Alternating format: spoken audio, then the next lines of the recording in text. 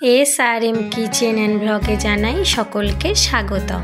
আশা করি সকলেই ভালো আছেন। আজকে আমি চলে এসেছি পাকা তেঁতুল দিয়ে এই রকম তেঁতুলের সস বানানোর রেসিপি নিয়ে। তাহলে চলুন বন্ধুরা দেখে নেওয়া যাক। কড়াইতে পরিমাণ মতন জল গরম করে নেব। এবার কিছু খোসা ছাড়িয়ে নেওয়া তেঁতুল জলের মধ্যে দিয়ে সিদ্ধ করে নেব।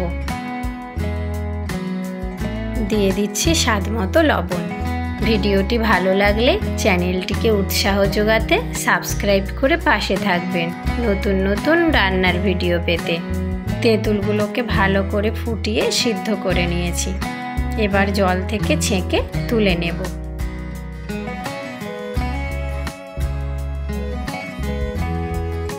সিদ্ধ করা তেঁতুলগুলোকে চটকে নিয়ে বাকি সসটুকুও দিয়ে দিলাম।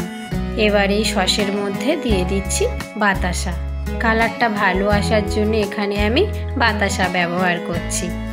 বাতাসাগুলো খুব সুন্দরভাবে গলিয়ে নিয়েছি। আরও কিছুক্ষণ খুব ভালো করে ফুটিয়ে নেব। দেখুন খুব সুন্দরভাবে ফুটে উঠেছে। এবার দিয়ে দেব একটু গোলমরিচের গুঁড়ো। যদি সস বানাতে চান তাহলে আর মশলা দিতে লাগবে না।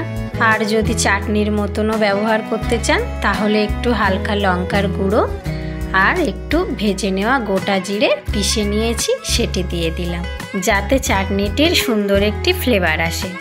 এইভাবে বেশ কিছুক্ষণ ধরে জাল দিয়ে নেব। বারবার নাড়াচাড়া করে ঘন করে নেব। এরকম যখন ফুটবে তখনই আমাদের জালটাকে থামিয়ে দিতে হবে, নয়তো বেশি ঘন হয়ে যাবে। এবার নামিয়ে নেব। তেঁতুলের এই সস বা চাটনি অনেক দিন পর্যন্ত সংরক্ষণ করে রেখে দিতে পারবেন। দেখুন তো বন্ধুরা কেমন হয়েছে পাকা তেঁতুলের সস বা চাটনি।